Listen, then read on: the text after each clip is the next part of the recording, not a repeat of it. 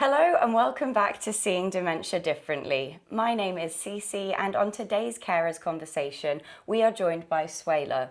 Swayla is a very special guest because we actually know each other from secondary school and she's here to talk to us about her experience as a young carer. So Swayla, would you like to tell us a little bit about your story? Yeah, sure. So first of all, thank you so much for bringing me on here. Like, I think you're doing incredible work and I've told you this already, but I'm going to keep saying it because it's real.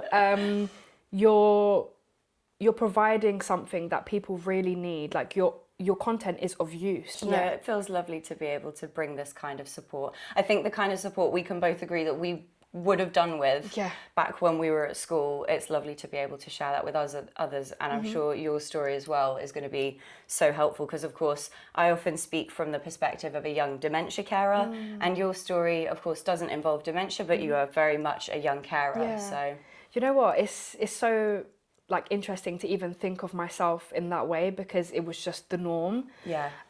So for a little bit of context, I grew up with my mum who has polio, and polio is a degenerative disease, and it's a virus that you get as a baby or as a child, and it's mostly in, like, I want to say third world countries, even though I hate that term. So my mum grew up in Guinea-Bissau and she got polio when she was 3 years old, and obviously I know we get vaccinated against that now, but back then it just wasn't as available. But I remember her telling me the story really clearly. So she one day she just went to sleep. She was fine, so she had use of her legs up until the age of 3. She went to bed one night and then she had a really bad fever, really bad, and they were, it was just awful for her. And then she woke up the next day and she just couldn't walk anymore. Oh my goodness. Yeah, so it impacts your ability to use your muscles in your legs and wherever it impacts you the most. Some people, they still have access to one of their legs, but unfortunately it impacted both of my mum's legs. So she grew up having to, when she then came to Europe, that's when she was able to get calipers and crutches, because before it was more so just her moving herself around, like however she could. So I just think as well, first of all, that must have been awful for a child to go to sleep one day with use of your legs and then wake up the next day not being able to. Growing up, that's just always how I saw my mum. For me, she was fine. There was nothing wrong with her. But I think I became aware of her disability when other people showed awareness of it. Yeah. Like my aunties would say, oh, mind out of the way, your auntie is, in Portuguese we say she's aleijada, so it's like she's hurt. Okay, right? So I would think, is she? Is she hurt? Whereas that wasn't something that you were thinking from what you perceived, because you're seeing your mum as quite a very functional person, extremely functional woman, very much so. She's got 3 kids. And I think when she was growing up, everyone assumed that she would be the one that would require the most support. Right. Whereas now she's thriving a lot very more. Capable. Very capable. Incredibly capable. Right? Than people that have use of both of their legs. You know? Even thinking about Dad in the earlier stages of his dementia, he was still very mobile, still very capable. And I think that's why he didn't like using the term dementia or telling people that, because as soon as you say that, now people change how they're viewing 100%. you. Now they change how they're treating you. All of a sudden, you almost feel belittled and spoken down to instead of supported and equal, which shouldn't be happening. That's very real. And I think where dementia is something that you can't see physically, I think your experience of them then treating him differently must have been extremely visible. Like, even the tone of voice that people would, like, oh, hello, Neil. He's not suddenly a child. He's still a fully grown adult with, an entire identity and life and history. So let's not, reduce all of that to, oh, they've regressed to being like a child, because that's just such an untrue statement about dementia. Do you know what? And I think it's tough, because how do you navigate that? Because people aren't trying to be malicious, but also you're being a bit ignorant right now. I think that's where education is so important. If we at school were taught about things like this, even taught about what is a young carer, what does it mean to be a young carer, I think we might have realised, oh, okay, we're not just helping out Yeah. or like just looking after mum or dad here or there. Like we do actually have this title, and other kids might have understood how to support a young carer. But unfortunately, I mean, I don't know what it was like for you in primary school, but of course for me that journey kind of started in secondary school. And the school tried, they didn't do a bad job at all of like trying to emotionally be there to support and kind of make sure that homework was adapted in ways if I needed that. But in terms of actually linking me in with relevant services as a young carer, I did not feel supported there at all. Yeah. What was your experience like of that? So in primary school, I would say that I didn't get any support at all. I don't think I realised I was a young carer until I was in secondary school. And then I got like this information pack, that purple booklet that came through from the council. From the council. Yeah.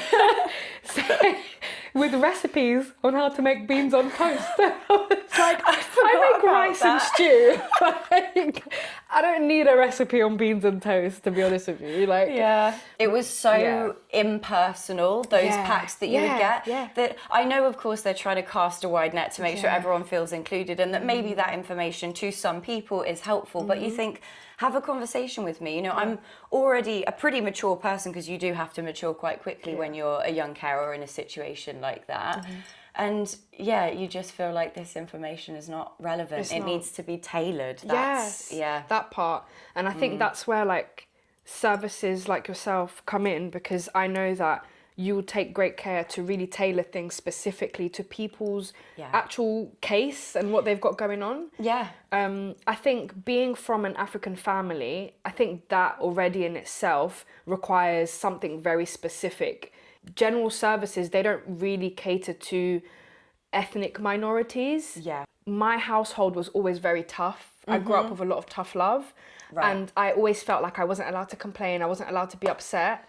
Because if mum's not complaining, if she's not upset and she's got it a lot worse than we do, then how dare we even, you know? Not that it's exactly the same, but my family, of course, we're half Italian, and so culturally there are some differences there as well, in terms of we deal with everything as a family, but it kind of stays in the family. Like, we'll sort it out. If you need to talk to someone, we talk to each other, which is not wrong. But I know for me as a young person, I almost felt like I need to speak to someone outside the family as well for support. So trying to bridge those gaps and recognizing the cultural differences and how you can help within those communities is really important. And I know that Dementia UK, for example, within, of course, the dementia area, they have specialist admiral nurses for Black and Afro-Caribbean communities who are, you know, of that background themselves, understand the differences within the cultures. And they have them for lots of different groups as well. But that needs to be everywhere, not just in a few places, because people it shouldn't be this postcode lottery of, well, you're in this local borough, so you can get support. But if you're just outside the catchment area, you know, there's no services here for you. I didn't even know that that was a thing. I didn't know that they did that, number one. And actually, when I think about it, this is the first time I'm ever having a conversation like this, or having a space like this to talk. If I was to ever speak to any of my family members, they'd be like, just fix up, like it's not that deep type of thing. And I think sometimes people don't understand that. I'm not complaining, I'm not desperately seeking help. Sometimes though, you just need to get it off your chest, you do. And you just need to talk it through with someone who maybe doesn't understand the situation entirely, but has some ability to say, hey, do you know what, that must be really tough. Like, I'm here to listen if you want to tell me more about it. That is so important. And I know that we found that in each other at a certain point, because you were one of the very few people that could actually come to my house to meet Dad throughout the course of his illness. What was it like for you coming over and seeing Dad and knowing that he had dementia?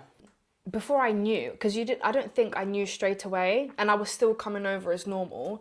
And then I think there was once where I said hi to him and he didn't reply, and I thought, oh, like, that's weird, like, what's going on here? And then I think you had the conversation with me about it after, but if you hadn't told me, then I wouldn't have known, and I would have just thought he's just being funny. Like, you know? I think that's the thing, because he did look so healthy, and I don't want to say normal, that's a strange word to use, but it didn't look like there was anything wrong. And unless, you know, he's kind of actually trying to make a cup of tea or knocking things over and it was quite visible, you really wouldn't notice unless we said something. His initial symptoms were very much internal, you know, difficulties reading, writing, perceiving things visually. So yeah, to everybody else it looked like, oh, he's perfectly fine, what's wrong? But I think for me it was very important as well, and again, you were one of the only people that I felt comfortable bringing home, because I wanted to make sure that Dad was treated with respect and dignity, and I'm sure that was the same for you 100%. with your mum.